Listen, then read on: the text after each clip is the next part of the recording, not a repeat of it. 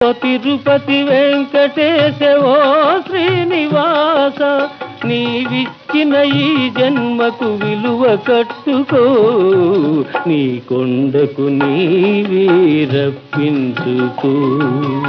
ఆపద మొక్కులు మాచే ఇప్పించుకో, నీ కొండకు నీవే రప్పించుకో.